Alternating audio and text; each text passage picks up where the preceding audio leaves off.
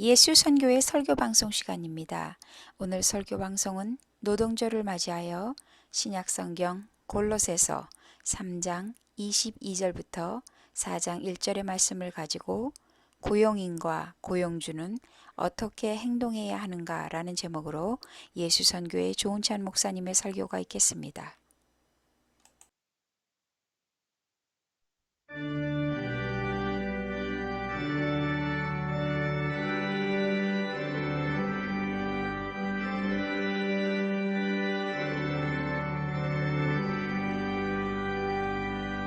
찬양 성부 성자 성령 성삼위 세계 영원 무궁하기까지 영광을 돌리세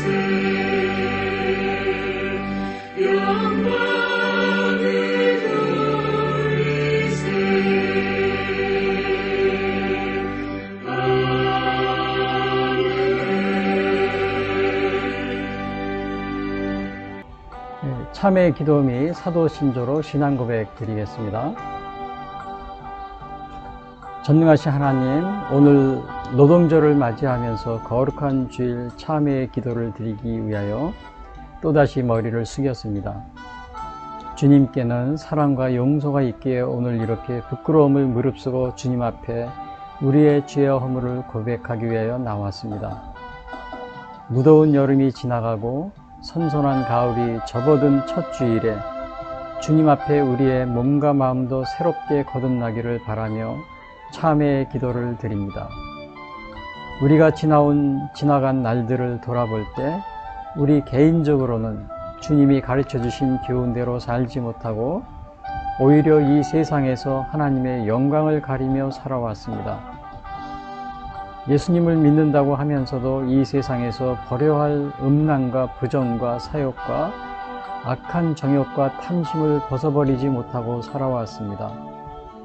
그리고 주님이 가르쳐 주신 긍휼과 자비와 겸손과 온유와 오래 참음으로 옷 입지 못하고 주님이 우리를 용서하셨듯이 우리에게 혐의가 있는 사람들을 용서하지 못하였고 사랑하지 못하며 살아왔습니다.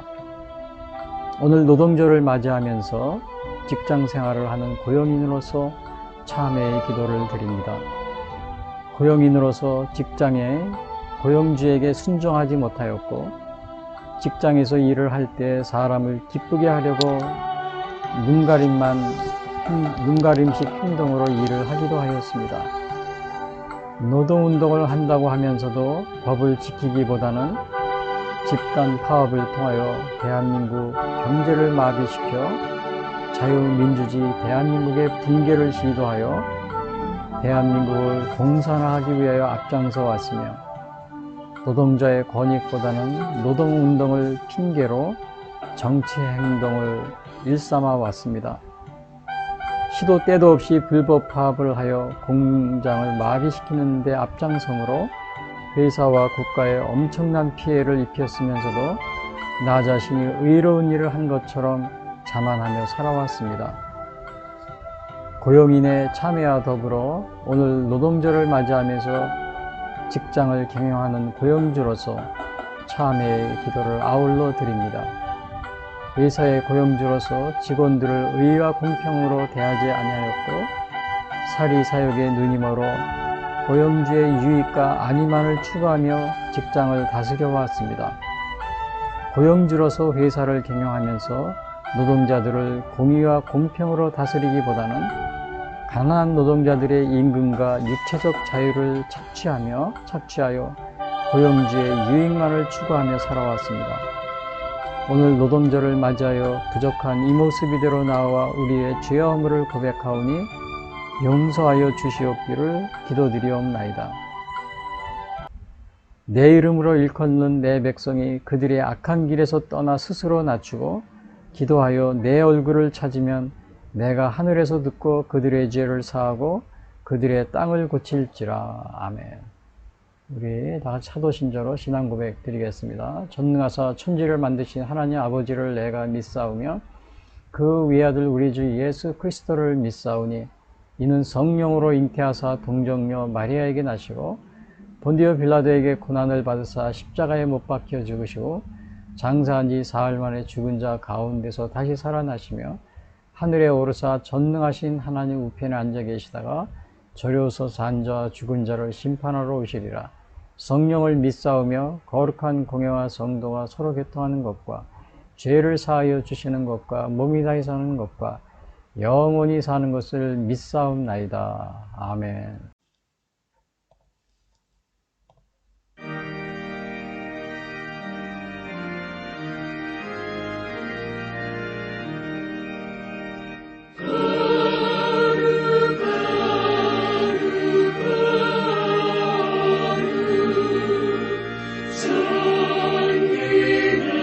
전능하신 만군의 주 영광 받으옵소서 영광 받으옵소서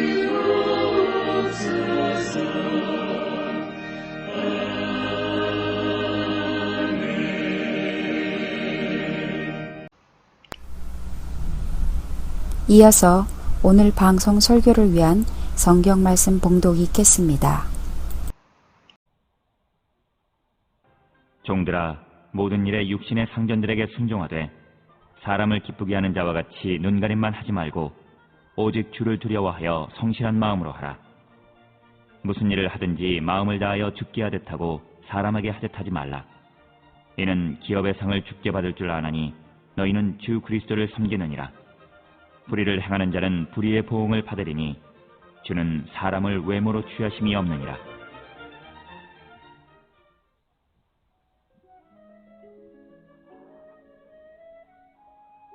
사장. 상전들아, 의와 공평을 종들에게 베풀지니 너희에게도 하늘의 상전이 계심을 알지어다.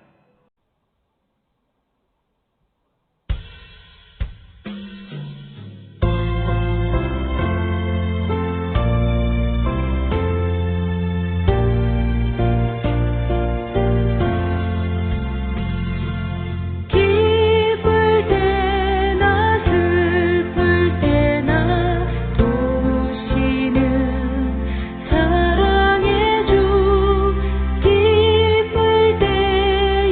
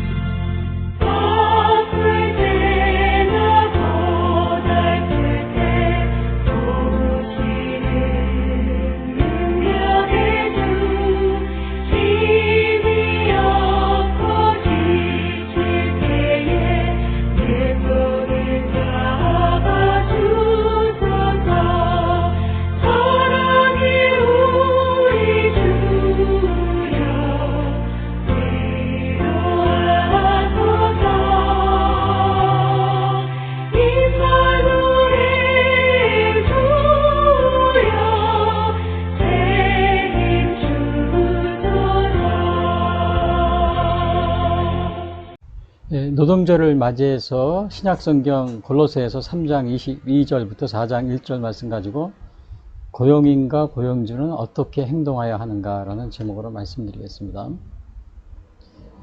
그 노동절 하면은 대부분 그 우리나라를 비롯해서 대부분의 나라가 그 노동절은 사실은 5월 1일입니다. 지난 몇 달 전이죠. 5월 달이요. 근데 이제 미국과 캐나다 또 일부 국가에서는 9월 첫 번째 월요일. 그래서 올해는 이제 9월 5일이 노동절입니다. 그래서 제가 지난 5월에 우리나라의 노동절에 맞춰서 해야 되는데 오늘 또 이 9월 5일 노동절을 지키는 그러한 그 나라도 많기 때문에 제가 이번 주에 그 노동절에 대한 그 말씀을 드리려고 합니다. 그 노동절은 산업혁명 후 노동 시간과 노동 착취가 심해지자 그 노동자들의 권익을 보호하기 위해서 제정된 것이 바로 노동절입니다. 근데 사실은 그 초기에는 이 어린이들이 노동을 굉장히 많이 했어요. 심지어는 영국 같은 데서 보면은 그 산업혁명 초기에요. 그 어린이들이 18시간, 20시간 막 이렇게 일하는 그런 경우가 많이 있었고요. 또 현대에도, 요 근래에도 이렇게 저개발 국가나 이렇게 그런 나라에 보면은 그 어린이들이 노동에 굉장히 그 노동 착취를 노동을 착취한다고 그러죠. 현재에도 그런 나라가 많이 있습니다. 그래서 이러한 것들을 이제 다 고려해서 한 것이 바로 어린이 노동 금지 및 그다음에 이제 8시간 노동. 그 일주일 하루에 보통 18시간, 20시간 그 초기에는 그러한 규정이 없었습니다. 그러니까 이렇게 하다 보니 사람이 너무 혹사당하고 그러다 보니까 이거 8시간 하루에 8시간 노동하는 이런 거를 이렇게 정하고요. 물론 이제 오늘날은 공장의 사정에 따라서 바쁘면은 이렇게 더 추가해서 하고 그러지만은 그럴 경우에는 추가 임금을 지불하고 그러죠. 근데 이제 아마 이 8시간 노동 이런 제도를 만들었고요. 또 주말 휴무제라든지요. 전에 우리나라 같은 경우도 보면은 토요일까지 이렇게 계속 일을 했었습니다. 근데 요즘에는 보면 이제 금요일까지 일하고 또 토요일, 일요일은 이렇게 쉬는. 그리고 이제 최저임금제 같은 경우요. 그 임금이 너무 낮다 보면은 이제 이렇게 노동자들이 생활하는데 어려운 거죠. 물론 이제 어느 고용주들이 알아서 이렇게 노동임금을 정해주면 괜찮은데 그게 아니고 다 고용주들이 다 그렇게 그런 그 고용주들만 있는 것이 아니기 때문에 국가에서 이렇게 최저임금 이렇게 정해가지고 이렇게 하는 경우도 있고요. 근데 이제 우리나라 같은 경우는 지난 그 최저임금 문재인 대통령 5년 동안에 최저임금이 거의 한 100% 정도 올랐습니다. 처음에 5년 전에 문재인 대통령 취임하기 전에 5,500원인가 이렇게 했는데 거의 임기를 마칠 때 5년 후에는 거의 만 원 정도로 이렇게 되어 있습니다. 100% 정도가 올라갔는데 이렇게 정말 최저임금 같은 경우도 급격하게 이렇게 많이 올리면은 오히려 정말 이 경쟁력이 약화되고 또 오히려 어려움을 당할 수가 있습니다. 그래서 이 최저임금은 아주 그냥 잘 이렇게 고려를 해야 됩니다. 특별히 우리나라 같은 경우는 대기업 위주로 이 최저임금을 정하고 있기 때문에 이 중소기업이나 자영업자들은 아주 굉장한 지금 타격을 받고 있습니다. 그래서 주로 이제 노동임금을 이렇게 교섭을 하고 그러는데 대기업은 그걸 우리나라 10,000원이다 그러면 대기업은 어떤 면에서는 더 받아야 되는 이러한 경우도 있어요. 대기업 같은 경우는요. 중소기업 그 이상으로는요. 근데 자영업이라든지 아니면 이렇게 서비스업 이렇게 하시는 분들은 또 소기업, 중소기업 이건 굉장한 타격을 받습니다. 지금 그래서 이러한 것들은 일률적으로 대기업에 맞춰서 노동자들의 기준에 맞출 것이 아니고 좀 이렇게 탄력적으로 예를 들어서 대기업은 10,000원 한다 그러면 일반 중소기업에서는 좀 뭐 한 8,000원이라 7,000원 뭐 이런 식으로 낮춰서요. 그 다음에 이 식당이나 이런데 또 서비스업, 자영업 하는 데는 그 미국 같은 경우는 서비스업에 같은 경우는 최저임금이 굉장히 적습니다. 물론 이제 팁을 받기 때문에 그런 건데, 그냥 그 팁이라는 건 뭐냐면 손님이 많이 오면 많이 받고 적게 오면 적게 받는 거거든요. 그러니까 이런 서비스업 같은 경우는 장사가 잘 될 경우는 많이 받게 되고 적을 땐 적게 받는, 이제 이러한 것이 굉장히 영향을 받기 때문에 그러한, 우리나라는 물론 팁이 없습니다. 이러한 것을 고려해서 정해야 됩니다. 근데 무작정 거의 뭐 5년 사이에 100%를 올렸는데, 이게 아마 앞으로 우리 자영업이나 중소기업 쉽지 않을 겁니다. 또 경쟁력 측면에서도요, 이렇게 제품을 팔고 그런데도. 그리고 이제 현대에 이르러 공산혁명가들은 노동운동을 프롤레타리아 공산혁명의 수단으로 삼기 때문에 이 노동운동, 이 노동절은 사실은 이게 상권, 그 노동의 이렇게 단체 뭐 교섭권 뭐 이런 게 있거든요. 뭐 이렇게 하는 거. 근데 다 법적으로 이렇게 뭐 노동운동 하는 거, 노동쟁의 이런 거 다 법적으로 이게 정해 놓은 겁니다. 그런데 사실은 이 공산혁명가들이 아직도 우리 사회에 많이 있는데, 또 우리뿐만 아니고 뭐 지금 전 세계적으로 이 공산주의와 사회주의, 공산주의 사회주의를 추종하는 이러한 나라들이 많이 있잖아요. 그래서 그게 영향을 받은 노동자들이 또 우리나라 같은 경우는 남북이 분단돼 있어서 또 북한의 공산주의 그런 것에 영향을 받아서 이 노동운동이 공산혁명가들이 거기에 이렇게 침입을 해서 이 프롤레타리아 공산혁명의 그 수단으로 삼는 경우가 많이 있습니다. 그래서 노동운동의 그 순수성이 변질되는 이런 상황에 오늘날 처해 있습니다. 그건 어떻게 하냐면 며칠 전 우리 8월 15일인가 민주노총에서 이렇게 강화문에서 이렇게 시위를, 노동운동을 했습니다. 시위를 했어요. 노동 뭐 이렇게 운동을요. 근데 대개는 이제 이렇게 노동운동 하면은 뭐 임금을 올려달라, 또 최저임금을 올려달라, 아니면은 뭐 처우를 개선해달라, 막 이런 걸 하는데, 그날 주요 그 슬로건이 뭐였었냐면, 지난 8월 15일이요.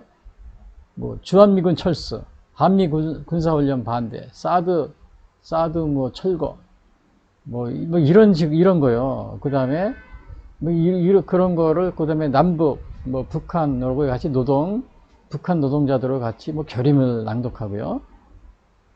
지금 이런 상황이 되어버렸습니다. 그리고 어느 일부 교회 단체에서도 거기 같이 그런 것에 협력을 하고요. 우리 아주 유명한 우리 기독교 단체도 거기 협력을 하는 걸 같이 이번에 8월 15일 날 거기에 나왔었는데요.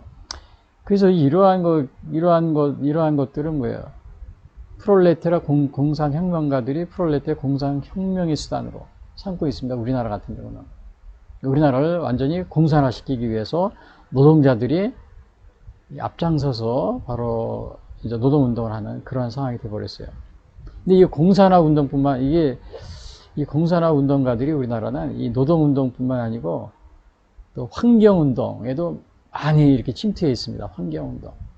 그 다음에 뭐 반일 데모하는 위안부라든지요, 아니면은 뭐 이런 분야에도 많이 들어가서 활동하고 있고요. 또 민주화를 가정한 공산화 운동가들이 많이 있습니다. 민주화를 가정한. 그렇기 때문에 아마 이제 그러한 것들을 우리가 노동절을 맞이하면서 우리가 좀 주의 깊게 좀 조심을 해야 되는 그러한 이제 우리 상황에 처해 있습니다.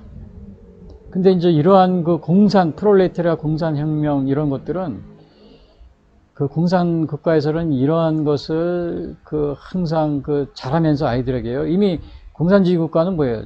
종교를 인정하지 않습니다. 그래서 여러분 중국이나 이 베트남이나 아니면 캄보디아, 뭐 라오스 뭐 이런 데 국가에서는 어떻게 돼요? 러시아는 좀 예외적인데요.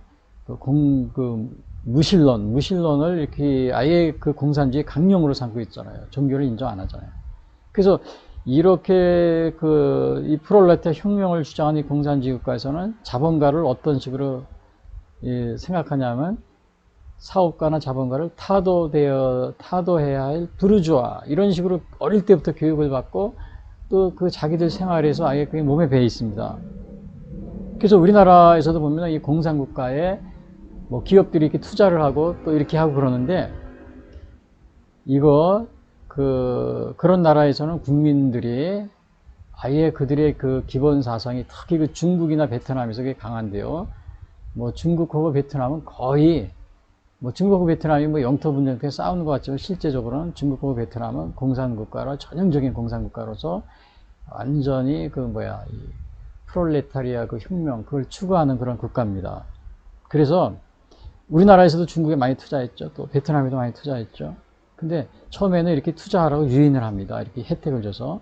근데 이게 시간이 지나면 지날수록 그 나라의 국민들은 바로 이 프롤레타리아 공산혁명 그러한 그 교육을 받으면서 자라기 때문에 어릴 때부터 이 자본가나 또 아니면 이 투자한 투자자들을 완전히 자기네 나라의 노동을 착취하거나 아니면 부르주아, 타도대열 부르주아 이런 식으로 대하기 때문에 굉장히 혐오감이 점점 시간이 갈수록 커집니다. 아마 우리나라 기업도 베트남에서도 마찬가지일 겁니다. 중국에서도 마찬가지예요. 이 공산주의 국가에서는 공통적으로 이제 그렇게 물론 우리 대한민국에도 초기에 외국 자본이 들어왔을 때 우리나라에서도 뭐 매판 자본이다 막 이렇게 막 비난하고 그랬는데 그래도 우리나라는 자유민주주의 국가였기 때문에 그것이 물론 그런 비난이 있어도 자연히 뭐라 그럽니다. 우리가 그걸 흡수하고 또 우리도 또 없는 사람도 자기도 노력을 해서 또 자본가가 되고 이런 식으로 하는데 공산주의 국가에서는 그게 거의 뭐 평등 뭐 사유재산을 얻고 그렇기 때문에 거의 불가능하거든요. 그래서 그런 차이점이 있습니다. 물론 우리나라도 초기에 그 외국 기업이 들어왔을 때 우리나라가 우리 기업을 뭐 착취하려고 그러고 우리 국민을 착취하는 거다, 노동력 착취하는 거다, 매판 자본이다. 그래 많이 비판하고 막 그러고 그랬는데 그래도 우리는 자유민주주의 국가에서 그런 경쟁의 사회였기 때문에 그것을 다 소화하고 이렇게 극복하고 지금 이렇게 경제 발전을 이루고 있는 관계이기 때문에 굉장히 다행인 그런 상황이죠. 그리고 이제 오늘의 골로새 오늘 제목이 뭐냐면은 이 골로새서에 나와 있는 겁니다. 그래서 먼저 무엇보다 이 골로새서가 그럼 뭐냐? 여기에서 이제 사도 바울이 노동에 관한 것이 나옵니다. 노동. 물론 이제 과거에는 오늘날과 같은 그러한 고용주 그런 개념은 없었지만은 그래도 유사한 것이 있기 때문에 우선 골로새서에 이거 언제 바울이 쓴 거냐면 1차 로마 감옥 생활 중에 쓴 겁니다. 사도 바울이요. 골로새 교인들에게 쓴 거죠. 그리고 이제 이 골로새는 어디 있냐면 바로 여기입니다. 여기 지금 골로새라고 있죠. 이게 지중해고요. 크레데 섬, 여기는 고린도, 뭐 그리스, 여기는 이집트, 알렉산드리아 이집트, 여기 에루살렘이지 이스라엘. 그래서 골로새는 여기 터키, 지금은 뭐 국가 이름을 트루키에인가 이렇게 바꿨다고 그래요. 서부 터키, 여기가 골로새입니다. 그리고 여기 보면은 이 여기 골로새가 있죠. 이 근처에 초대교회 7교회가 있습니다. 버가모, 루아디아, 뭐 사데, 필라델피아, 라오디게아, 에베소, 뭐 서모나 이렇게 7교회가 있죠. 그리고 여기가 이제 흑해, 여기 이스탄불이 있고 지금 요 조금 위로 올라가면 이제 크림반도가 있어가지고 우크라이나, 러시아 전쟁 중이죠.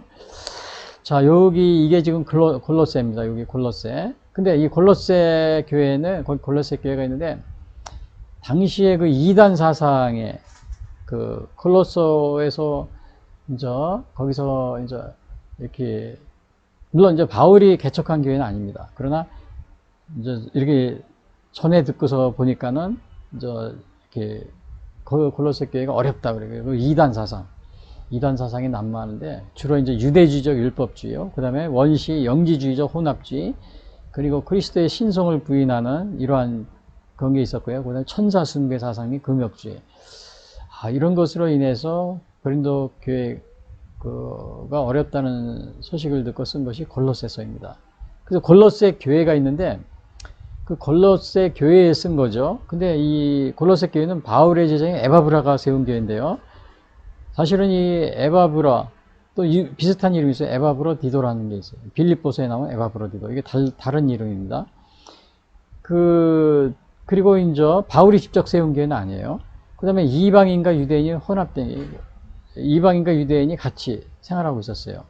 그래서 이제 유대인들은 여기서 보시면은 뭐라 그래서 유대주의적 율법주의. 그런 것 때문에 굉장히 이제 또 어려움을 겪고요. 그 다음에 이제 그 골로새 이 주위에는 우상이 아주 난무합니다. 여기 보시면 아시지만은 이 골로새 이 주위가 여기가 뭐 여기 고린도 여기 유명하죠. 그 다음에 에베소 고린도에 뭐 여기 보면은 뭐 나폴로 아포 뭐 여기 에베소에는 아데미 신전 여기 뭐 고린도에도 여기도 신전이 있죠. 그 다음에 아프로디테 신전이 있고요. 천여 명의 매춘부가 있는 에베소도 어마어마한 신전이 있습니다. 그리고 여기 골로새 이 주위에도 우상과 그런 신전이 난무하는 이러한 곳입니다. 이게 다 그래요. 사실은 이방 지역에 거의 다 그렇습니다. 사도 바울이 전도한 곳이. 그 다음에 사도들이 직접 세운 교회가 아니라 사도들의 교훈을 받는 2세들이 세운 거예요. 골로새는요. 에바 브라운은 사도 바울이 그 1차, 그러니까 에바 브라운은 사울이 에베소 두란노에서 에베소를 전도 갔잖아요. 여기 에베소에서 두란노 서원에서 2년 동안, 거의 3년 동안을 여기서 이제 이렇게 가르치고 그랬을 때, 그 당시에 배운 제자가 누구냐 하면은 에바브라, 골로새 교회 에바브라, 또 빌레몬. 여러분 빌레몬서 아시죠? 그 빌레몬도 바로 여기 골로새 교인입니다. 에바브라, 빌레몬. 그 다음에 라우디아 교회에서 봉사한 눈바가 있어요. 눈바. 라우디아 교회. 이제 이러한 그 제자들이 세운 겁니다. 사도 바울이 직접 세운 게 아니고. 그러니까 어떻게 보면은 사도 바울이 직접 뭐 세운 거나 마찬가지인 그런 교회가 골로새 교회입니다. 그래서 오늘 여기 보시면은 오늘 그 제목이 여러분 보시면은 여기 아시겠지만은 제목이 오늘 뭐냐면요. 고용인과 노동절, 고용인과 고용주는 어떻게 행동해야 하는가. 그래서 오늘 여기에 보면 골로새서에 있는 걸 보는데 그걸 알기 위해서 우리가 골로새서가 어떻게 쓰여졌나, 그리고 골로새 교회는 어떠한 교회인가, 이런 걸 알아봤는데요. 그러면 여기에 고용인과 고용주라는 말이 골로새서에 나오느냐? 그렇지 않습니다. 나오지 않지만은 유사한 그 내용이 있는데 그것이 바로 그 종과 주인, 뭐 종, 노예, 뭐 이러한 것들에 대해서 쓴 것이 있어요. 그래서 오늘날의 고용인, 고용주와 그런 관계는 아닙니다. 전혀 다르죠. 오늘날은 과거에는 그 종이라는 게 주인이 이렇게 종을 노예 또는 종이나 노예를 이렇게 부리는 그러한 그 제도가 있었는데 오늘 그걸 통해서요 고용인과 고용주 노동절을 맞아서 그 관계를 좀 이렇게 유출을 해보려고 합니다. 똑같은 상황은 아닙니다. 그러나 그래도 그 상황이 좀 비슷하기 때문에 제가 오늘 골로새서에 있는 말씀을 전해드리려고 합니다. 먼저 이 종의 어원을 보면요, 물론 오늘날 고용인은 종이 아닙니다. 그러나 여기 골로새서에는 이렇게 종이라고 이렇게 나와 있기 때문에 뭐 그거에 대해서 또 종과 주인 이 관계를 고용인과 오늘 고용주 그 관계로 이렇게 유치해서 좀 생각을 해보려고 합니다. 그 히브리어 종이라는 것은 히브리어로 에베드, 히라브는 둘러스. 물론 이 종이라는 거에 대해서 히브리어도 그렇고 히라브도 그 한 대여섯 가지가 돼요. 이게 쓰는 게. 근데 너무 많아서 복잡합니다. 그래서 그 중에서 가장 대표적인 거 히브리어는 에베드, 히라브는 둘러스. 오늘날 우리가 말하는 이제 그거에 대해서 가장 두 가지만 제가 말씀드리고요. 근데 이 종이라는 게 그러면 구약에서 어떻게 취급을 했느냐? 여기 보면 출애굽기 21장 보면은 그 종이라고 그래서 마음대로 뭐 죽이고 뭐 때리고 그러는 게 아닙니다. 출애굽기 21장 20절에 보시면은 사람이 매로 그 남종이나 여종을 쳐서 당장에 죽으면 반드시 형벌을 받으려냐. 그러니까 노예라고 그래서 종이라고 그래서 막 죽이거나 때리고 그럴 수가 없는 겁니다. 막 죽었을 때는 살인죄로 형벌을 받게 돼요. 그 다음에 출애굽기 21장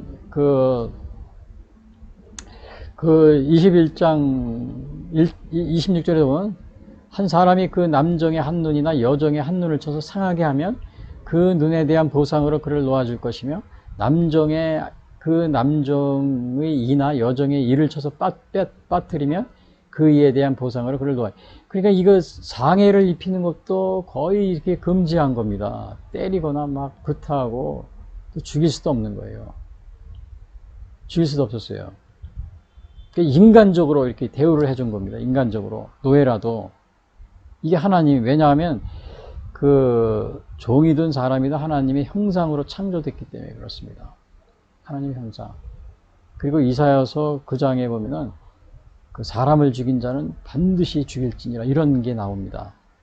그래서 종도 함부로 죽일 수가 없는 거예요. 하나님의 형상을 가진 그러한 인간이기 때문에 그렇습니다. 근데 사실은 그 유럽과 미국 또 아프리카 그 근대에 있어서 그 노예를 이렇게 이제 뭐 단순히 뭐 피부가 검다고 그래가지고 노예를 삼은 겁니다. 그냥 아프리카나 이렇게 영국이나 이게 미국 또 남미에서 이렇게 그런 나라들이 이렇게 이제 돈 많은 사람들이 잡아다가요. 주로 이제 백인들이었죠. 근데 거기에 보면은 아프리카에서 노예를 이제 그냥 뭐 아프리카 해안에서 노예들을 잡아가지고 배에다 싣고 오는데 보면은 그 싣고 오는 그 그림, 그 당시의 상황을 그려놓은 게 있습니다. 와, 이렇게 선발을 이렇게 사살로 채워놓고 아주 그냥 짐짝처럼 이렇게 차곡차곡 꽉 누워가지고 배에다가 층층해요. 완전히 그러니까 뭐 사람이 아니고 짐짝 취급하는 그런 게 이렇게 우리가 그 당시에 노예 상인들의 그 이제 이렇게 그거를 이렇게 그려놓은 게 있습니다.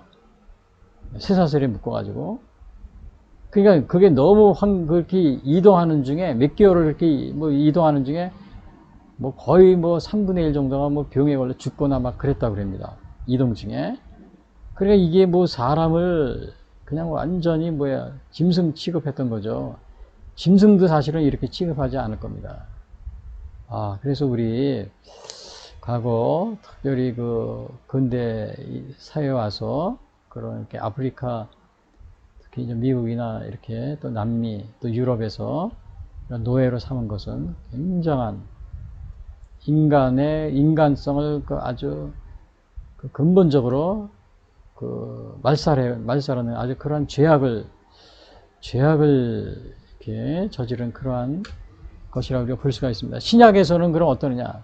구약에서도 그랬죠. 근데 신약에서는 그 사회 변혁보다도 종의 제도를 인정하는 그러한 것이 나옵니다. 예수님도 보면은 그 종의 마태복음 25장에 보면은 종의 비유를 하면서 달란트 주면서 이제 일을 하라고 그래서 주인이 갔다 오는 이러한 것을 얘기하면서 거기에서 예수님이 종에 대한 뭐 이렇게 사회 개혁이나 변혁 이런 거를 얘기하지 않습니다. 그러니까 종의 제도를 인정하고 있는 이러한 모습을 보게 됩니다. 그리고 달란트 비유뿐만 아니고 열문화 비유도 있습니다. 누가복음 13장에 보면은 19장에 보면 거기도 열문화 비유가 나오는데 13장에요. 거기서도 예수님의 말씀이 있었죠. 이 종에 대한 게요. 그러나 그 종에 대한 언급을 하면서 뭐 종의 제도를 변혁하라, 개혁하라 이런 말씀은 없어요. 사도 바울 같은 경우는 골로새서 3장 11절에서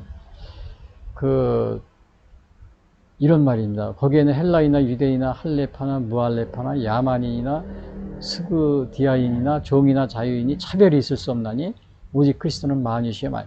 그냥 결국은 예수 안에서 이거는 뭐예요? 모든 사람이 다 차별이 있을 수 없다.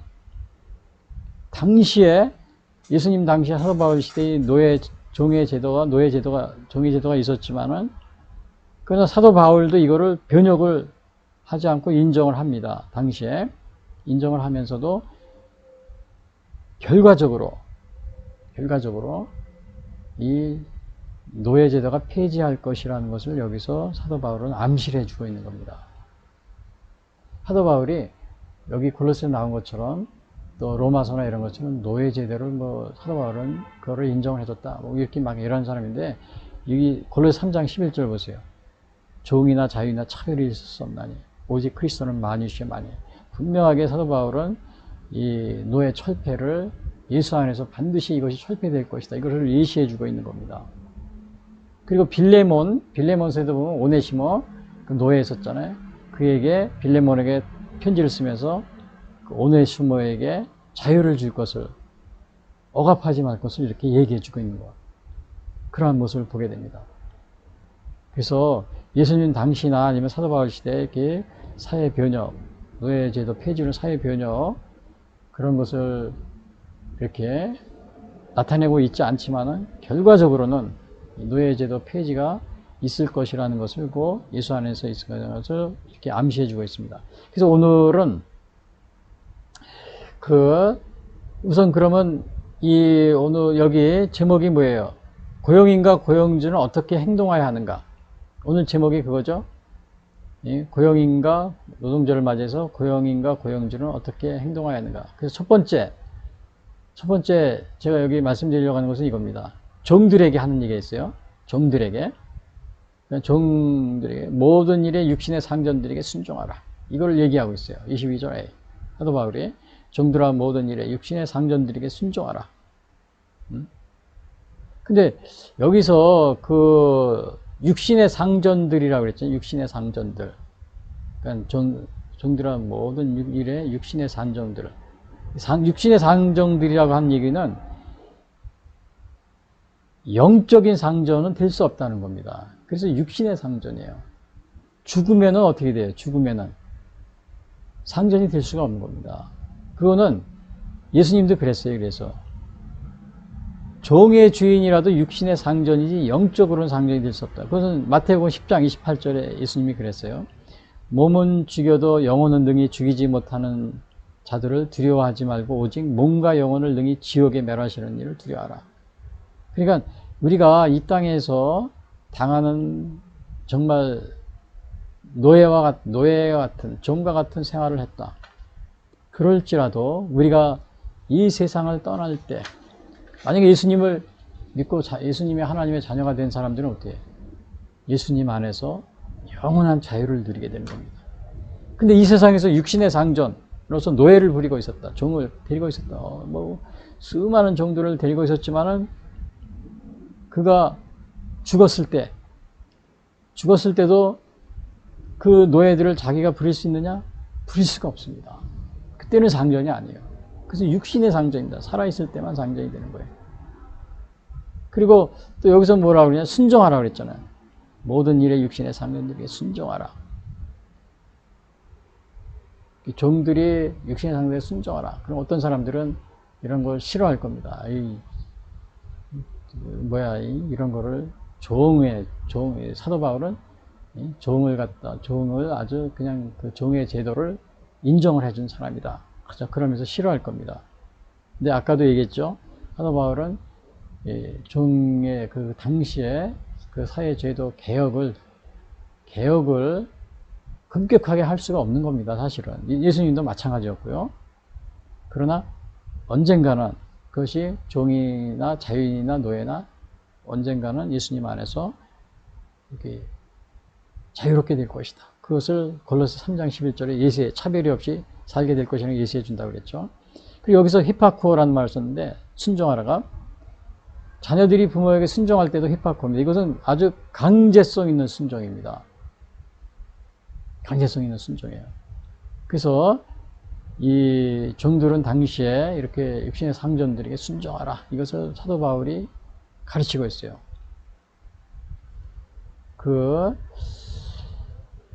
근데 오늘 여기서 보면은 그러나 이제 순종하지 않은 이러한 예도 있는데 이게 오늘 마태복음 21장에 보면 횡포를 부렸다. 그런 횡포를 부린 종 이거를 제가 써놨는데 이게 이제 마태복음 21장에 나옵니다. 34절에.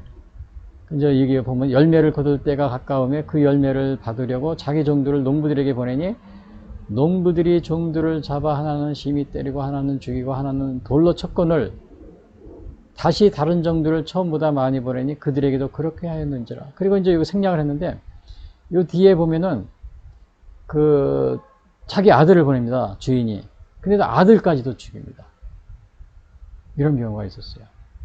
그래서 이렇게 당시에도 이렇게 종들이 횡포를 부리거나 또 주인의 말에 순종하지 않는 그러한 경우가 있다는 사실을 이렇게 예로 들고 있습니다. 물론 이제 여러분 오늘날도 보면 이렇게 주인한테 순종하지 않는 그런 사람이 많이 있습니다. 여러분들은 육신의 상전에게 순종하고 있습니까? 물론 이 과거의 종들이 오늘날 고용인 또 고용주 이렇게 볼 입장에서 볼 때 고용인은 하고는 차이가 있습니다.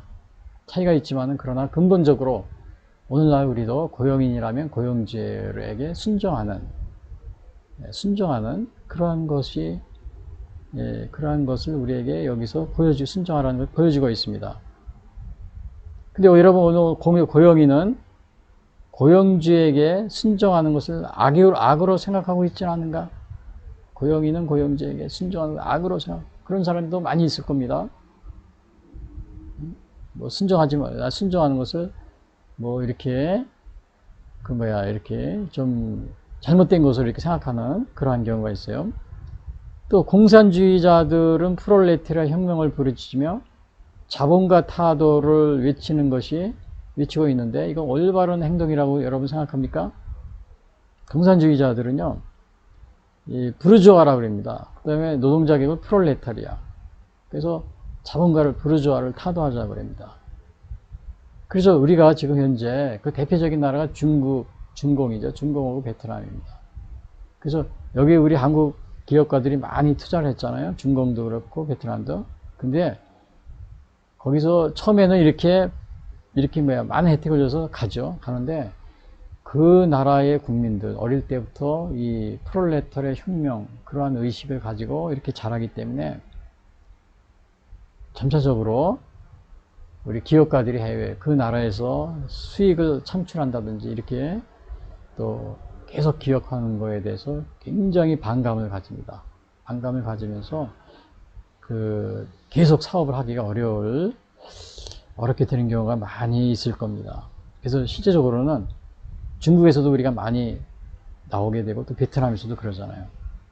그는 그 나라가 공산주의를 추종하고 있는 한, 채택하고 있는 한 국민들이 그렇게 배우고 자라기 때문에 우리 기업가들이 그거를 왜 국민들이 이렇게 할 수가 없어요. 이미 나라 체제 자체가 공산주의 체제이기 때문에요. 이 무신론, 계급 투쟁, 또 뭐 사유재산 없이 뭐 공유제 뭐 이런 거를 가진 나라이기 때문에 체제가 다르기 때문에 그런 겁니다. 그래서 여러분 우리 한국에 계신 분들이 그런 나라에 투자하실 때는 좀 신중하게 고려를 하셔야 됩니다. 신중하게. 그 다음에 이제 우리 성경에도 보면은 사실은 아브라함이 재산이 많다고 그랬어요. 욥도 그렇고요. 그 다음에 지난 시간에 룻의 보아스도 그랬고요. 많은 종들을 두고서 농사를 지고 그런 사람들이죠. 이 재산을 많이 소유하고 있는 모습을 보게 됩니다. 그러면 성경에는 이러한 오늘날로 말하면 뭐 자본가다, 사업가잖아요. 자본가 이런 걸 나쁘게 얘기하고 있습니까? 아브라함이 뭐 나쁜 놈이다. 또 욥도 부르주아다. 무슨 뭐 보아스도 부르주아 이렇게 얘기하고 있어요. 하나님이나 뭐 모든 우리 신앙인들이요. 그렇지 않잖아요. 그래서 이러한 것들은 자유주의, 그리고 우리에게, 개인들에게 이러한 개인 사유 재산, 또 자기가 이렇게 취득한 이러한 재산, 이런 거에 대해서는 우리가 이거를 죄악시하거나 성경에는 그러고 있지 않습니다. 단, 우리가 뭐 불이하게 돈을 벌거나 또 돈을 이렇게 많이 벌어서 부유한데 그것을 자기만 위해서 이렇게 사용하거나 그 다음에 남을 돕지 않거나 뭐 이런 거에 대해서는 책망을 하죠. 책망을 합니다. 어디까지나 그거는 윤리적인 차원입니다. 공산주의 같이 이게 강제로 빼앗아 가지고 뭐 평등하게 뭐 토지도 다 국유화하잖아요. 개인 토지가 없이 뭐 이런 식으로 강제적으로 그렇게 하는 것이 아니고 윤리적 차원으로 각자에게 이렇게 행동할 것을 이렇게 성경은 이렇게 제시하고 있습니다. 그리고 또한 이 자유주의 국가에서는 이렇게 자본가들이 또 이렇게 돈 많은 사람 이런 거 있다 하도록 그렇게 윤리적인 차원에서 그거 자기들 행동하게 하고 또 하나는 또 이렇게 가난한 사람들도 얼마든지 또 아브라함과 같이 또 욥과 같이 또 많은 자기가 근면 또 성실하게 일해서 또 재산을 축적할 수 있고 그런 기회가 있습니다. 그러나 공산주의 국가에서는 항상 평등하게 이거를 강조하기 때문에 그런 기회가 뭐 거의 이렇게 불가능하겠죠. 그러니까 그런 사회에서는 어떻게 돼요? 자연히 그 나라에서 투자한 사업가, 또 우리나라나 또 이런 나라에서 투자했을 경우에는 그 나라 국민들이 그 투자자나 또 사업가를 노동을 착취한다거나 아니면 부르주아라는 이런 식으로 혐오하게 되는 겁니다. 혐오하게 돼요. 그래서 오늘 그러한 면이 있고요. 또 이제 뭐냐면은 여기 보니까는 상전들에게 순종하라 그랬잖아요. 상전들에게 순종하라. 그 다음에 이제 두 번째는 뭐냐면은 또 무슨 일을 하든지 마음을 다하여 죽게 하듯 하고 사람에게 하듯 하지 말라. 자기가 종이에요. 근데 주인에게 하는 것을 마음을 다해서 죽게 하듯 하라고 합니다. 사람에게 하듯 하지 말고. 22절 보면 이런 말 있죠. 사람을 기쁘게 하는 자와 같이 눈가림만 하지 말고 오직 주를 두려워하여 성실한 마음으로 하라. 23절 무슨 일을 하든지 마음을 다하여 죽게 하듯 하고 사람에게 하듯 하지 마라. 22절이면 사람을 기쁘게 하는 자와 같이 눈가림만 하지 말라. 이거는 뭐냐면은 주인의 주의를 끌기 위해서 이게 뭐예요? 아주 눈치 보면서 불성실하게 하는 거, 그런 걸 말하는 거겠죠. 주인의 주의를 끌기 위해서. 이제 주임이 있을 때는 그건 다른 말로 하면 주인이 있을 때는 열심히 하고, 안 볼 때는 적당히 하고. 물론 이제 이거는 노동의 관계는 아니지만은, 예를 들면은 제가 이제 국민학교, 초등학교라고 그래요, 요즘에. 초등학교 다닐 때 제가 이제 반장을 한 적이 있었어요. 초등학교 때. 반장을 한 적이 있었는데, 시골에서는 그 당시에는 제가 초등학교 다닐 때는 이렇게 수업이 끝나면 청소를 합니다. 다 같이. 토요일 날은 또 그냥 대청소를 하면서 1시간 이상 청소를 하고 그래요. 근데 이제 담임 선생님이 항상 있는 게 아니고 반장한테 감시하라 그러고, 이제 이렇게 아이들 청소하는 걸 감시하라 그러고 이제 사무실로 가십니다. 그러면 이 학생들이 담임 선생님이 있을 때는 잘합니다. 이렇게 가끔가다 오잖아요. 근데 이제 담임 선생님이 없고 이제 반장한테 이제 맡기고 가서 이렇게 제가 감시하고 그러면 안 해요. 막 그냥 야단을 치고 제가 막 싫은 소리 해도 안 합니다. 그러다가 이제 담임 선생님 온다 그러면 그게 또 소문이 나가지고 금방 또 하는 척하고 그런 경우가 많이 있었어요. 이게 다 눈가림만. 제가 이 눈가림만 하는 걸 설명하려고 그래요. 이거 물론 노동에 가는 건 아니지만. 그리고 또 군대 생활 하신 분은 아실 겁니다. 군대 생활은 지금은 이렇게 월급도 주고 막 그런 것 같아요. 근데 당시에 저 때만 해도 그 월급 그런 게 의무제잖아요. 그러니까 의무제니까 어떻게든지 편하게 있으려고 합니다. 그러니까 상관이 있을 때는 열심히 하고 상관이 없을 때 그냥 쉬고 그런 경우가 있어요. 그러나 어떻든 간에 우리가 사람을 기쁘게 하는 자와 눈가림만 하지 말고 오직 주를 두려워하여 성실한 마음으로 하라. 그렇게 얘기합니다. 주를 두려워하여 성실한 마음으로. 그러니까 이거는 뭐냐면은 하나님을 두려워하라는 겁니다. 하나님.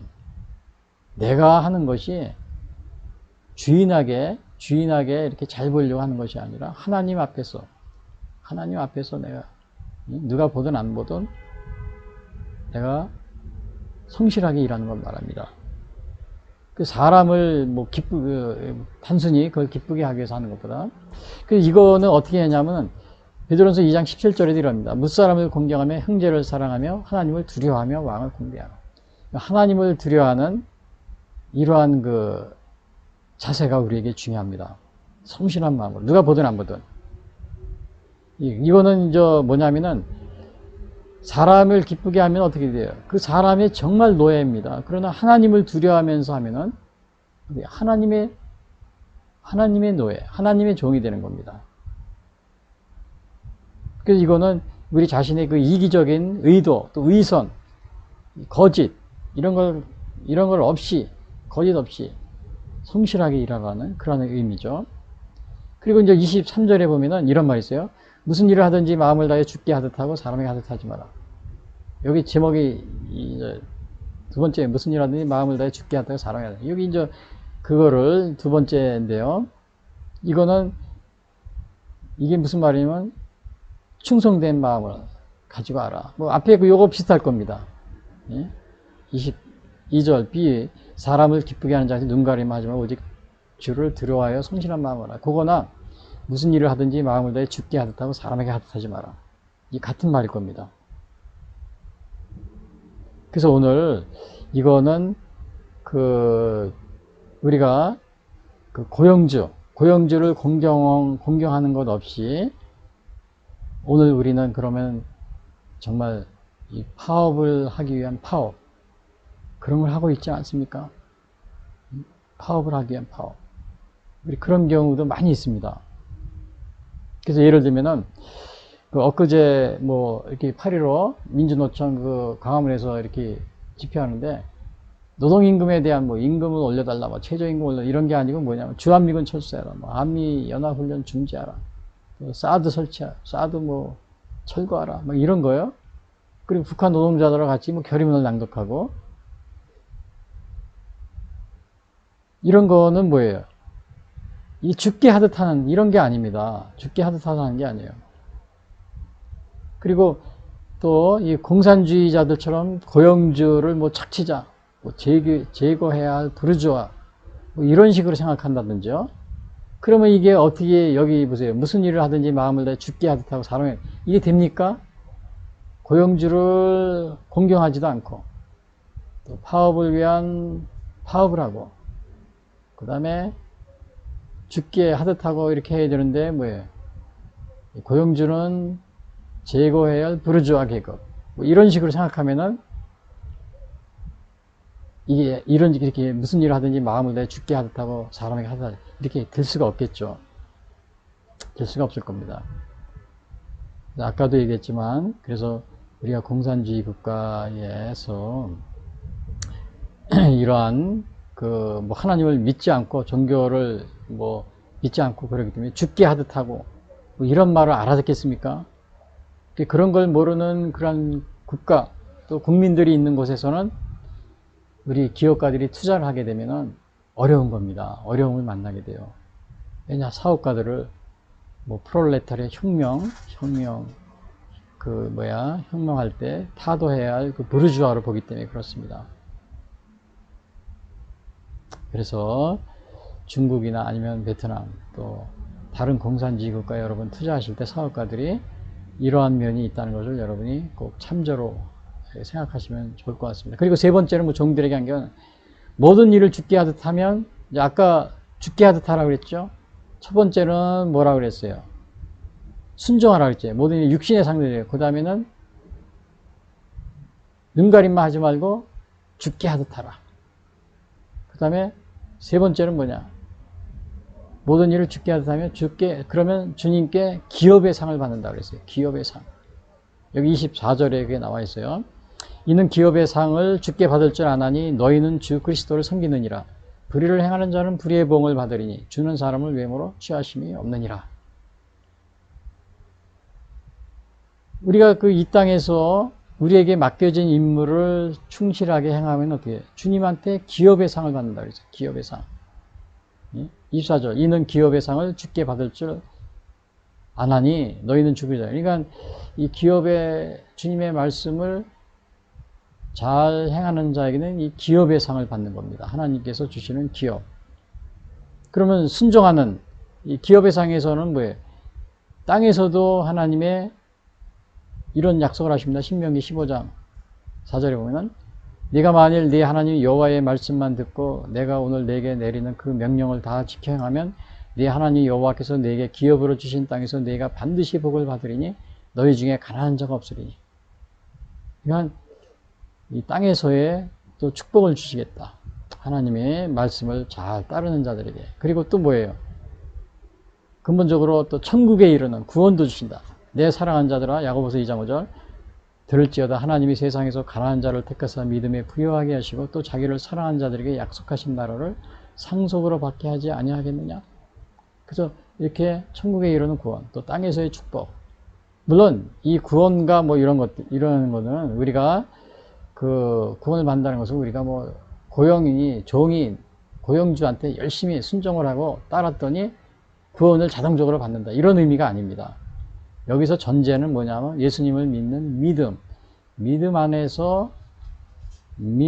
있을 때, 그리고 그 믿음 안에서 순종하고 또 이렇게 죽게 하듯 하고 하나님을 두려워하면서 그렇게 하면은 이러한 그 땅에서도 축복을 받고 또 천국에 이르는 구원도 받고 이렇게 할 수 있다는 겁니다. 단순히 그냥 종이 주인한테 이렇게 순종하고 또 고용인이 고용주한테 순종하면 구원에 뭐 천국에 이르는 거, 그런 게 아닙니다. 그런 의미가 아니고 주님을 믿는 가운데 바로 이러한 그 순종하고 또 그 주인에게 또 죽게 하듯 하고 눈가림만 하지 말고 그러한 것을 우리가 여기서 보게 됩니다. 근데 사실은 우리가 여기서 보면은 24절에 보면은 또 25절에 보면은 이러한 말이 있습니다. 물론 이제 25절에 불의를 행한 자는 불의의 봉을 받느냐 그랬는데, 그 24절에 보면은 그 뒤에 부분에 이런 말이 있어요. 이는 기업의 상을 주께 받을 줄 아나니 너희는 주 그리스도를 섬기느니라 그랬어요. 그리스도를 섬긴다고 그랬어요. 아니, 주인을 섬기는데 왜 그리스도를 섬긴다고 그래요? 여러분 이거 이상하지 않습니까? 주인을 섬기는 것이 왜 그리스도를 섬기는 것이라고 그래요? 그래서 이거는 뭐라냐면은 종이 된 사람이 충심으로 주인을 섬기는 것은 그리스도를 섬기는 것과 동등한 것이다. 그런 의미를 가지고 있습니다. 너희는 주 그리스도를 섬기느니라. 이것은 왜 이렇게 합니까? 이게 좀 기분 나쁜데요? 이렇게 얘기할 수도 있어요. 노동자의 입장에서는. 그러나 저도 이건 따질 수가 없습니다. 왜? 성경이 이렇게 나왔으니까요. 너희는 주 그리스도를 섬기는 것이라. 그리고 이제 25절에 보면은 그러면은 이렇게 하지 않을 경우는 어떻게 하느냐? 순종하지 않고 또 주인을 이렇게 눈가림만 하지 않고 하나님을 죽게 하듯 다시 섬길 때는 일을 하지 않을 경우에는 어떻게 해요? 25절. 불의를 행하는 자는 불의의 봉을 받으리니 주는 사람은. 그러니까 하나님께서 그렇게 하지 않을 경우에는 뭐예요? 불의의 봉을 받는다는 겁니다. 하나님의 심판을 받는다는 거예요. 왜? 죽게 주인을 섬기는 것을 그리스도를 섬기는 것과 동일시하고 있잖아요. 근데 그렇게 하지 않는 경우는 하나님으로부터 보응을 받는다. 이건 심판을 받게 된다는 겁니다. 심판. 그래서 그 심판이라는 것은 어떤 심판을 받냐면 로마서 14장 10절에 보면 이런 말이 나와요. 네가 어째요 네 형제를 비판하느냐? 어째요 네 형제를 업신여기느냐? 우리가 다 하나님의 심판대 앞에 서리라. 다 심판대 앞에 섭니다. 고린도후서 5장 10절에도 이는 우리가 다 반드시 그리스도의 심판대 앞에 나타나게 되어 각각 선악간에 그 몸으로 행한 것을 따라가는. 그러니까 우리가 심판을 피할 수 있는 사람이 없습니다. 그때 하나님께 보응을 받게 됩니다. 우리가 행한 불의에 대해서 보응을 받게 됩니다. 주인을 순종하고 주인께 주님을 섬기듯이 섬기고 눈가림만 하지 말고 그렇게 하라고 했는데 그렇게 하지 않을 경우에는 바로 그것을 따랐을 때는 기업의 상을 받지만 그렇지 않을 경우는 이렇게 보응을 받게 된다. 하나님의 심판을 받게 된다. 여기서 불순종하는 그런 사람들은 종이나 또 주인 모두에게 그러한 심판을 받게 될 겁니다. 근데 불순종하는 사람이 여기서는 이제 이렇게 보응을 받는데 그러면 뭐예요? 우리나라로 예를 들어서 우리나라 물론 이제 또 제가 말씀드리지만 사실은 우리나라는 공무원 같은 경우는 국민의 종이라고 합니다. 공복이라 그러죠. 공복이라는 게 국민을 위해서 일한다 또는 국민의 옛날식으로 얘기하면 종이다. 좀 죄송합니다. 이렇게 표현해서. 그러나 그렇게 얘기하는 사람들이 많이 있어요. 선거운동할 때도 후보자 스스로가 나는 선출직 국민의 종입니다. 막 이렇게 얘기하니까요. 자, 그래요. 근데 선거관리위원회나 선거 재판하는 대법원 판사나 이런 다 국민의 종입니다. 그렇지 않아요? 근데 국민의 종인데 어떻게 보면은 좀 죄송한 얘기지만은 오늘 이 종들에게 하는 얘기잖아요. 모든 일을 주께 하듯 하고 주께 기업의 상을 받는다. 근데 만약에 주께 하듯 하지 않고 눈가림만 하게 되면 어떻게 해요? 보응을 받는다고 그랬죠. 불의의 보응을. 자, 그러면 선거관리위원회에서 선거를 불법으로 부정선거를 저질렀어요. 근데 재판하는 겁니다. 그럼 선거관리위원회도 국민의 종입니다. 재판하는 대법원 판사도 대법원 판사가 하게 돼 있어요. 1심으로. 국민의 종이에요. 공무원이니까요. 어쨌든 뭐 제가 한 얘기가 아니고 뭐 선거 유세할 때 후보자들이 다 저는 여러분들의 종 막 이런 식으로 얘기하더라고요. 그래서 제가 말씀드린 겁니다. 자, 그러면 국민의 종이면은 올바르게 모든 일을 주께 하듯 하고 눈가림만 하지 말고 어떻게 하라고 그랬어요? 눈가림만 하지 말고 제가 24절에 앞에 보면 종이 눈가림만 하지 말라고 그랬죠. 눈가림만 하지 말고 주께 하듯 하라 그랬잖아요. 주께 하듯 하라. 그런데 그냥 선거관리위원회가 눈가림만 하는 겁니다. 부정선거를 이렇게 통계를 조작해 놓고도 안 했다 그러고. 그리고 이제 선거 재판을 하는 거예요. 선거 재판하는데 그 사전선거 특별히 그 부정선거인지 아닌지 아는 간단한 방법이에요. 다른 거 볼 필요도 없어요. 다른 거 선거할 때 그 사전선거 보면 이미지 파일을 저장해 놓습니다. 컴퓨터에 각 투표하는 사람. 그럼 그 이미지 파일, 투표용지 이미지 파일하고 개표할 때, 재검표할 때 그 이미지 파일을 대조하면 됩니다. 이게 똑같은 건지 아닌지. 근데 그거를 전혀 안 했습니다. 다른 것도 수십 가지니까 아무것도 안 했어요. 증거. 뭐 서버 뭐 이런 거, 이런 것도 뭐 확인도 안 하고 뭐 그건 말할 것도 없고 또 증거를 인멸해가지고 그 다음에 시간을 질질 끌어가지고 뭐 이제 아마 내일 모레면은 국회의원 임기가 만료되죠. 벌써 2년이 지났는데 뭐 다 끝난 다음에 그때 뭐 재판을 하려고 한다든지 뭐 이런 식으로 시간 걸고 그 다음에 시간을 질질 끌면서 그 부정선거한 증거를 갖다 인멸하는 시간을 선거관리위원회에 주면서 대법관들이 이렇게 재판을 하는 겁니다.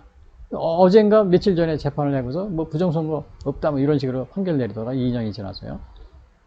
뭐 그냥 그런 게 있었습니다. 이거는 국민들에 대해서 어떻게 해요? 죽게 하듯 하는 게 아닙니다. 사람들에게 정치인들에게 보이려고 눈가림하는 겁니다. 눈가림하는 거예요. 그럼 이러한 것을 성경에서 뭐라 해요? 불의를 행하는 자는 불의의 보응을 받으리니. 그러면은 이게 부정선거 이렇게 어마어마한 지금 우리나라 2020년 4.15 어마어마한 부정선거가 일어났는데 이 국회의원 선거였죠. 국회의원 지금 뭐 한 3분의 1 이상이 다 이게 재검표 받아야 되는데 지금 안 하고 있어요. 그러한 가운데 이거를 그냥 넘어가려고 하고 있어요. 눈가림만 하려고. 국민의 종이 뭐예요? 선거관리위원회. 그 다음에 법원의 대법관들. 불의를 행한 자는 불의의 보응을 받는다. 하나님 앞에서 심판대 앞에 서리라. 심판대 앞에 서리라 그랬어요. 그리고 여기서 하나님은 25절 주는 사람을 외모로 취하심이 없다 그랬잖아요. 뭐 대법관이라고 봐주고 선거관리위원회 거기서 일한다고 봐주고 뭐 공무원이고 뭐 그런 게 없습니다. 사람은 하나님의 외모를 사람을 신명기 10장 17절 너희 하나님 여호와는 신 가운데 신이시며 주 가운데 주시어 크고 능하시며 두려우신 하나님이시라 사람을 외모로 보지 아니하시며 뇌물을 받지 않으시며 그냥 사람을 외모로 보지 않는다 그랬어요. 그래서 우리가 모든 일을 주께 하듯 하고 주께 올바르게 하면 기업의 상을 받고 그렇지 않으면 불의의 보응을 받게 된다. 심판을 받게 된다. 그걸 명심해야 됩니다. 어느 정도로 외모를 취하지 말라고 그랬냐면은 물론 이제 우리가 과거에는 뭐 근대에 이르러서요. 뭐 흑인이라고 그래서 아프리카에서 다 노예로 이렇게 끌어왔잖아요. 피부색 때문에. 뭐 이런 건 다 외모를 취하는 거죠. 또 가난한 사람이라고 판사들이 가난한 사람들이라고 해서 어려운 사람이라고 해서 재판할 때 살인을 했는데도 가난한 사람이야. 너무 불쌍한 사람이야. 그래서 살인이 아닙니다. 그렇게 하지 말라는 겁니다. 레위기 19장 15절. 너희는 재판할 때 불의를 행하지 말며 강한 자의 편을 들지 말며 세력 있는 자라고 두둔하지 말고 공의로운 재판할 것이며 외모로 취하는데 그거는 뭐 가난하다 그래서 죄가 있는 건 없다 그러면 외모를 취하는 겁니다. 아 불쌍해 그러면서. 또 정치인이 그 권력 있는 정치인이 죄를 범했는데 그것도 아 정치인이야 권력이 있는 사람이니까 죄가 없어 이렇게 판단해도 안 된다는 거예요. 여기서 분명히 얘기했잖아요. 레위기 19장 15절 너희는 재판할 때 불의를 행하지 말며 가난한 자의 편을 들지 말며 세력 있는 자로 두둔하지 말고 또 뭐 흑인이라고 그래서 뭐 여자라고 그래서 재판할 때 불의를 눈 감아주거나 그러면 안 됩니다. 미국에서는 뭐 흑인이라고 그래서 뭐 좀 불리하게 판단하면 막 인종차별을 막 늘어나는데 여러분 또 그 뭐 흑인 또 아시아계 인종이라고 그래서 그 재판하는 거는 선과 악을 가지고 판단하는 거 그거 관점에서 봐야지 그냥 무작정 이거는 인종차별이다 이런 식으로 들고 나와서는 안 됩니다. 국민들도 또 아시안이나 아니면 특히 이제 이렇게 흑인들이나 이런 소수의 민족 그런 자세가 중요합니다. 잘 객관적으로 무조건 그래 말고요. 또 우리나라도 보면 제주 4.3도 보면은 매년 4.3 되면은 그 죽은 사람이 막 그냥 TV에 나와가지고 막 우리 친척이들 막 울고 막 그럽니다. 울고 그럽니다. 그게 너무 불쌍하다 그러니까 아 제주 4.3도 이건 민주화다. 예? 그 당시에 폭동을 일으킨 공산주의 폭동을 다 숨기고 민주화야. 이렇게 판결을 내렸잖아요. 그렇게 하면 안 되는 겁니다. 그 사람들이 죽은 사람이 너무 불쌍하고 그냥 뉴스에 나오면서 막 뉴스를 덮고 그러니까 아 그래 맞아 예? 그 사람들이 너무 불쌍해 억울하게 죽었어 그러면서 공산주의 폭동은 없어 그 민주화 운동이야 이렇게 하면 안 되는 거죠. 공산주의자들이 이렇게 폭동은 폭동이고 죽은 사람은 죽은 사람이고 죽어서 슬퍼하는 사람은 슬퍼 아니고 여기 레위기 19장 15절 너희는 재판할 때 불의를 행하지 말며 가난한 자의 편을 들지 말며 세력 있는 자라고 두둔하지 말고 공의로 재판하라. 근데 이거를 그렇게 또 재판하면은 막 우리 가족이 죽은 사람은 막 불구불구 난리치고 막 그러니까 여론을 막 이렇게 또 막 이렇게 하겠죠. 그래가지고는 그럼 판사들이 이제 거기에 끌려가지고 아 그래 저 사람들이 불쌍한데 그리고 아, 그래 제주사생은 민주화 운동이야 이런 식으로 판결을 했더라고요. 제가 보니까 또 5.18도 마찬가지입니다. 5.18 때 사람들이 죽으면 많이 슬퍼하잖아요. 그게 온 뉴스에 그냥 뭐 5.18 일주일 전부터 한 달 전부터 나옵니다. 그러니까 판사들이 아 그래 불쌍하네. 근데 사실은 판사들이 그거 민주화 운동이다 이런 거 하기 전에 5천여 명 유공자 명단을 밝혀야 되는 거 아니에요. 그리고 그거 밝히라는 말을 못하게 이렇게 법을 또 해놓고 그게 말이 되는 겁니까? 그리고 거기에 보면 그 사진들이 유네스코에도 등록된 사진을 자세히 보면은 저도 많이 봤어요. 근데 보면 한 1,000여 명에 되는 그 광주 사람이 아닌 이런 정체불명의 사람들이 있습니다. 그래서 이 사람들이 누군가? 그래서 오늘날 그 사람들 규명하는데 사람들이 많은 여러 연구를 하는데 그거를 못하게 하는 겁니다. 이것이 또 북한하고 관련되어 있을 수도 있다고 막 하는 것 자체를 얘기도 못하게 하고. 그러니까 그 5.18 되면 죽은 사람들 막 울고 이것만 TV에 나오니까 아 그래 이거는 다 민주화야 이런 식으로 해서는 안 된다는 거죠. 레위기 19장 15절 너희는 재판할 때 불의를 행하지 말며 가난한 자의 편을 들지 말며 세력 있는 자라고 두둔하지 말고 공의로 사람을 재판하지며. 제가 이거 4번째 읽었습니다. 선거관리위원회 그 선거 지난번에 재판한 대법관님들 판사님들 대법원 판사님들 명심하시기 바랍니다. 그래서 이렇게 종들에게 그런 순종하라 죽게 하듯 하라 아 그러면 기업의 상을 받는다 예? 이렇게 얘기하는데 오늘날 이 존 칼빈이라는 이 장로교 개혁 그 종교개혁자는 이렇게 직업 소명론에 대해서 얘기합니다. 우리가 하는 직업 신으로부터 부름받은 자기의 소명이다. 사실은 오늘 이 앞에 나온 거 그거를 우리가 자세히 보면은 이 말이 틀린 말은 아닙니다. 그렇지 않아요. 틀린 말이 아니에요. 자기 부름받은 자기 소명 직업은 귀천이 없다. 그 칼빈이스트는 기독교양에서 그렇게 루터도 자기 직업에 충실할 거. 우리가 꼭 교회를 뭐 하는 것 그것만 소명이 아니고 하나님 이렇게 세상의 일도 하나님이 주신 소명이라는 겁니다. 신으로부터 부름받은 소명. 그리고 막스 베버 같은 이런 사람은 프로테스트 윤리와 자본주의 정신에서 근면절하 절제 금액에 서고 자본주의가 기여했다고 이렇게까지 말을 하고 있고요. 근데 이제 이러한 것들은 그 공산주의 체계에서는 불가능합니다. 이런 자본주의 이런 게 근면 절약, 절제 금연 이런 것들이 전혀 다르기 때문에 무조건 공산주의는 자본과 사업 그런 것은 부르주아입니다. 그리고 노동가들은 프로레스타인은 혁명으로서 자본가를 이거를 없애야 돼요. 자본가는 악이기 때문에. 그래서 우리 중국과 베트남에 투자하시려면 여러분들이 좀 조심하셔야 됩니다. 왜냐하면 나중에 아주 험한 그런 열심히 이렇게 그 사이에 발전시키고서도 나중에는 착취자 뭐 이런 식으로 욕을 먹습니다. 자, 이 세상에서 맡겨진 여러분 달란트대로 성실하게 일하고 있습니까? 오늘 여기서 성실하게 일하라고 이것을 얘기하고 있죠. 그리고 보니까 9월 2일이 어제 며칠 전이면요 9월 1일이 방송의 날이더라고요.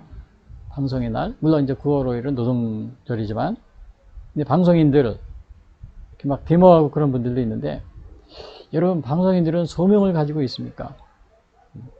공정한 보도.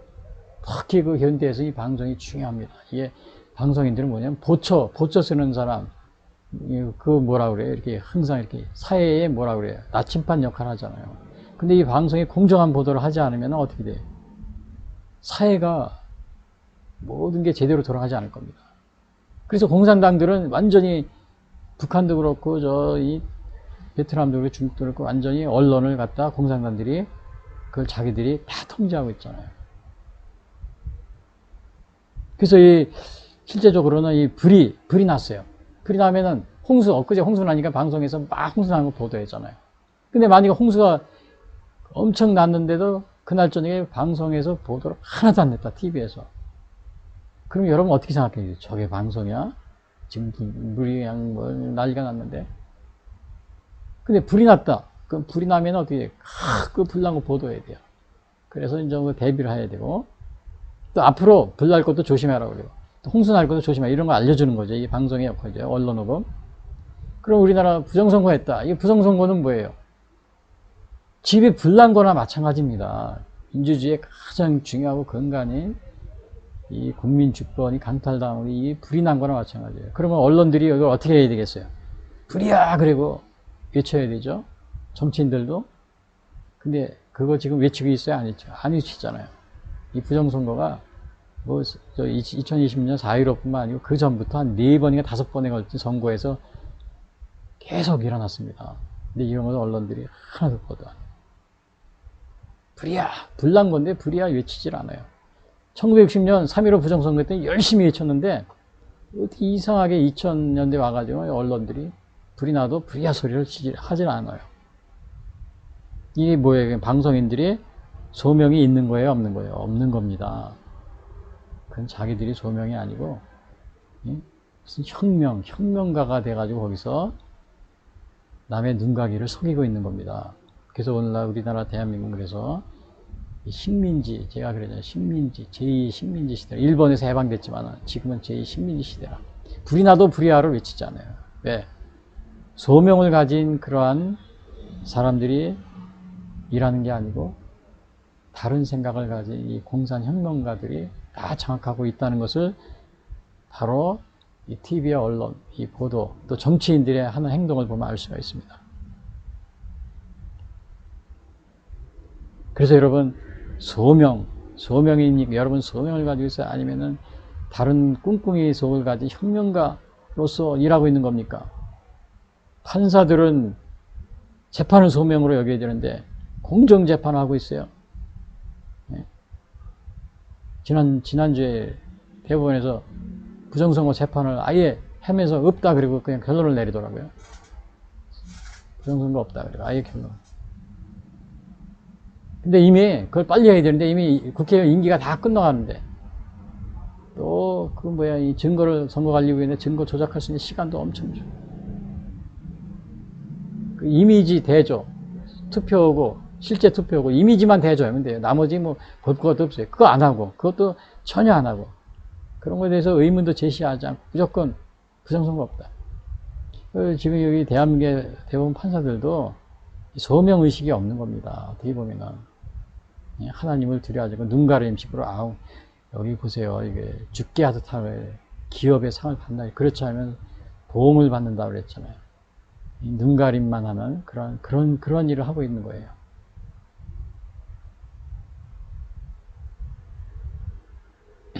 그럼 제가 마지막으로 이게 이제 종들에게 한 거고요. 오늘날 고용인들, 이건 뭐 거의 뭐 똑같은 건 아니지만 거의 유사하게 우리가 좀 생각을 해볼 수 있는 거고요. 그 다음에 이제 상전들. 그러면 뭐 상전들은 가만히 있어야 되는 거야. 그게 아니고 종들에게 의와 공평을 베풀라 그랬어요. 상전들아 의와 공평을 종들에게 베풀지니 너에게도 하늘의 상전이 계심을 잊지 마라. 물론 에베소 6장 9절에도 비슷한 게 나옵니다. 그러나 오늘은 골로새 거인 여기 보시면은 의와 공평. 왜 의와 공평을 베풀냐면 의와 공평은 하나님의 속성이에요. 신명기 32장 4절. 하나님은 의롭다 그랬어요. 이사야서 45장. 여기서도 하나님은 공의를 행하는. 그래서 의와 공평을 베풀라는 겁니다.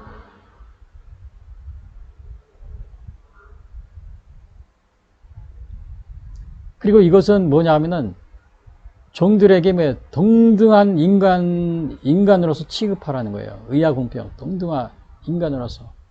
그냥 공정하고 친절을 베풀라는 겁니다. 공의로 처리하고, 공정하고 이렇게 친절을 베풀라는 거예요. 그래서 여기 보면은 신명기 24장 14절에는 이럽니다. 공공하고 비난한 품꾼은 너의 형제든지 내 땅 성문 안에 우거하는 객이든지 그를 학대하지 말며 그의 품삯을 당일해주고 해진일까지 미루지 말라. 학대하지 말라 그럽니다. 그리고 또 외모를 취하지 말라 그랬잖아요. 외모를 취하지 마라. 또 가난하건 부하건 이것은 뭐야? 신분이 높건 낮건 뭐 피부색 이런 것들로서 뭐 차별하지 말라 이런 뜻이죠. 왜 그러냐면 왜 이렇게 베풀려고 그러냐면요.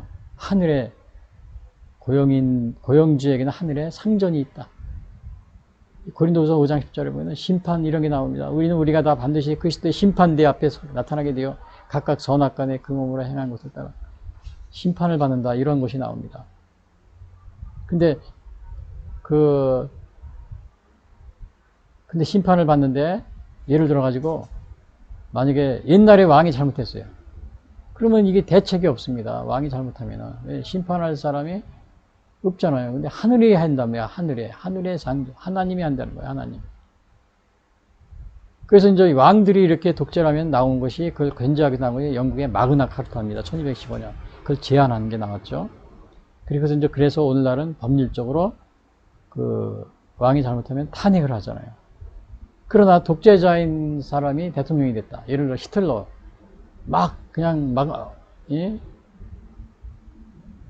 종들에게 의와 공평을 베풀지 않아도 막 한다 이거예요. 그럼 누가 탄핵할 사람도 없잖아요. 히틀러를 누가 탄핵했어요? 못하잖아요. 하나님이 심판하시는 겁니다. 제재할 수 없는 그런 고용주가 있다면 하늘에 하나님이 심판하실 겁니다. 맘대로 이렇게 할 때. 근데 이제 하나님을 경외하고 백성들을 혹사하지 않은 그런 예언자가 있어요. 느헤미야. 여기 보면 느헤미야 보면 아주 5장에 보면 이런 말이 있어요. 그 이제 총독이 됐잖아요. 총독이 됐는데 그 이전 총독들은 막 백성들을 막 세금도 없고 막 이렇게 해서 막 못 살게 굴었어요. 근데 느헤미야는 전혀 그런 일을 하지 않고 오히려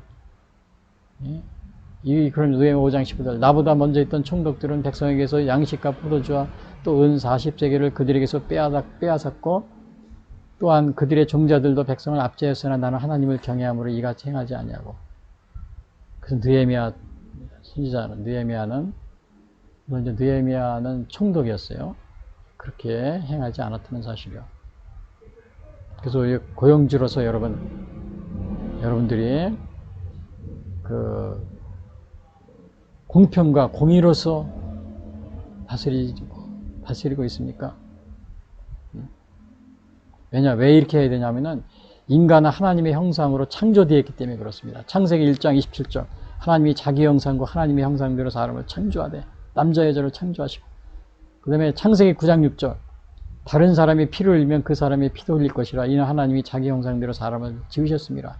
그래서 노예도 죽이지 못하게 했던 겁니다. 그런데 20세기에 와서 19세기, 18세기에 많은 노예들을 사람들이 또 미국 같은 경우 흑인 노예들을 마음대로 죽이고 막 그랬잖아요. 주인이 막 때리고 막 학대하고. 그래서 그거는 하나님 앞에서 어디에요? 여기 분명하게 잘못된 것이라고 여기 우리가 보게 됩니다. 다른 사람의 피를 흘리면 그 사람의 피를 흘릴 것이며. 근데 당시에 그 노예들을 막 마음대로 죽이고 그랬었거든요. 뭐 고대에도 물론 그랬고요. 자, 그래서 그런 것들을 하나님께서는 심판하시겠다. 그리고 좀 결론적으로 말씀드리면 오늘 노동절을 맞이해서요.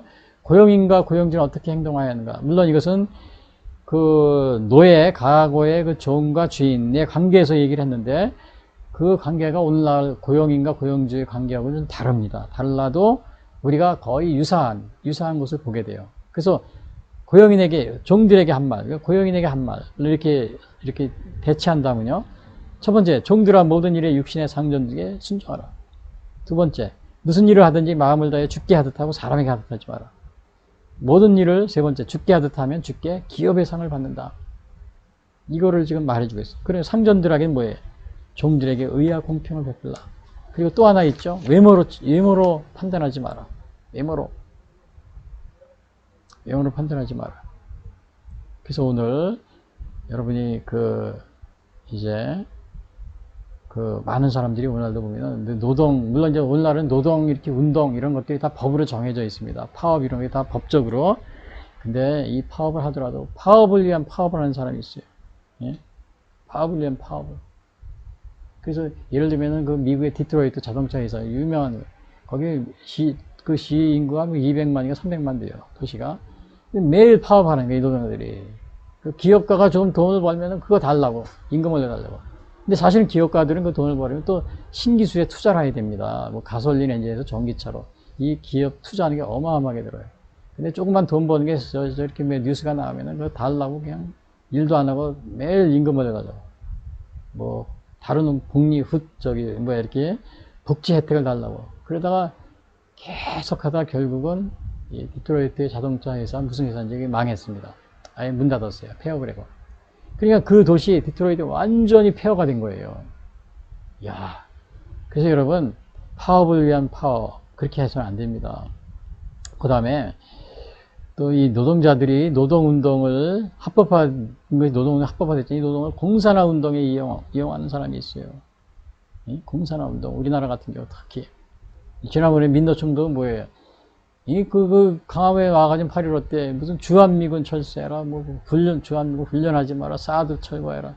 왜 물론 그런 것도 하지 말라는 건 아니지만은 그게 주가 돼서는 안 되겠죠. 먼저 자기 노동의 문제, 그런 거는 전혀 언급 안 하고, 그런 공산화 운동, 우리나라를 어떻게든지 자유민주주의를 와해시키려고 그런 운동을 하고 있는 걸 보게 됩니다.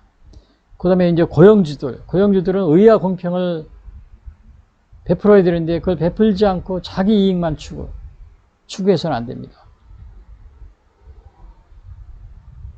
우리가 그래서 이렇게 고용인과 고용주, 노동자를 맞이해서 다 쌍방 의무가 있는 겁니다. 그래서 이거를 여러분이 잘 이렇게 오늘 하나님 말씀대로 여러분이 교훈을 삼으시고 또 이렇게 건전한 노동과 또 건전한 기업 발전을 위해서는 이 자유민주주의 체제가 필요합니다. 아주 필수적입니다. 이 공산사회주의에서는 이러한 그 건전한 노동운동과 또 건전한 기업가 정신, 이것이 뿌리를 내릴 수가 없습니다. 그래서 여러분들이 이 노동절을 맞이해서 대한민국의 이 자유민주주의 이 체제 위에서 여러분들이 노사 간에 서로 존중하고 또 아껴주고 또 기업주는 노동자를 공의와 공평으로서 대해주는 그런 풍토를 마련해 주시기 바랍니다.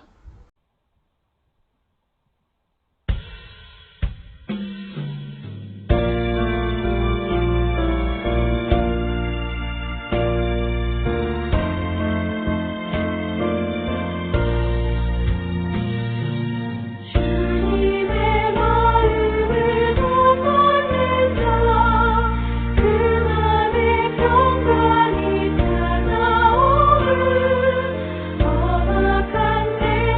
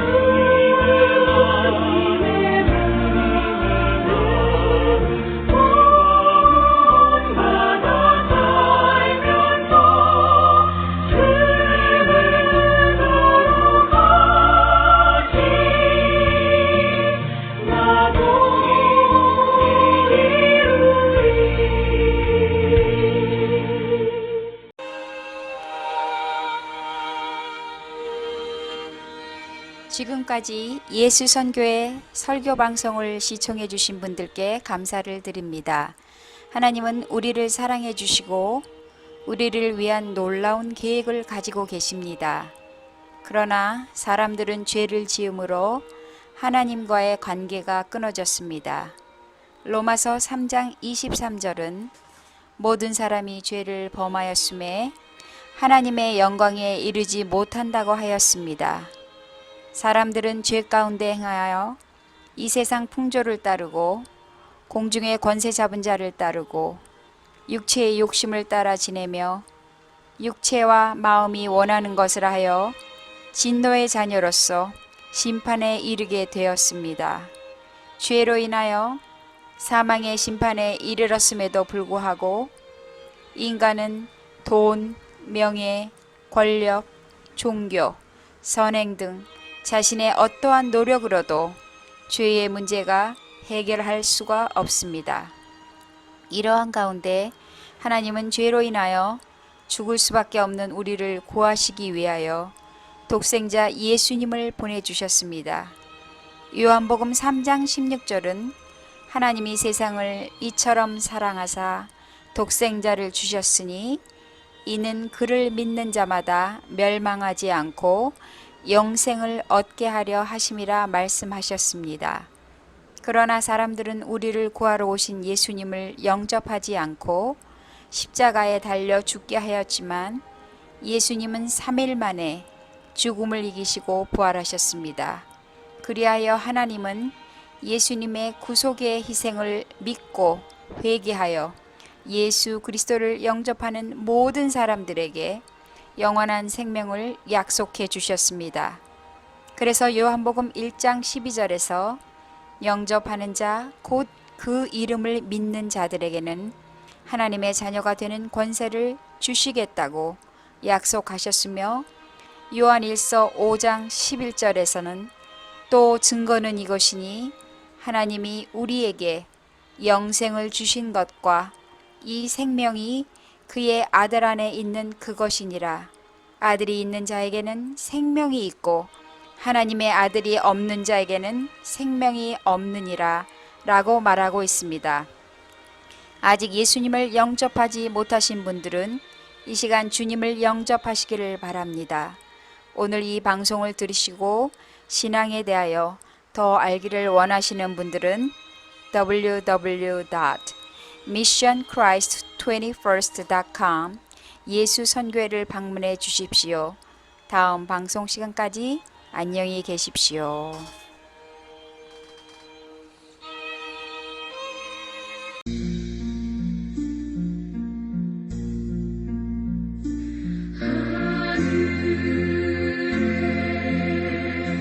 계신 아버지 이름 거룩하사 주님 나라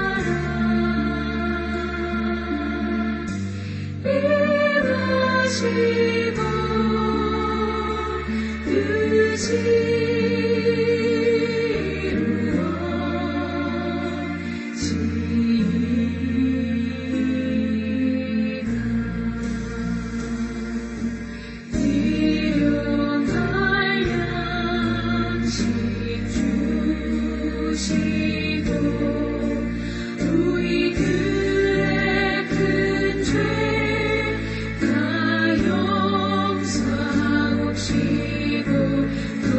시험에 들게 마시고 악에서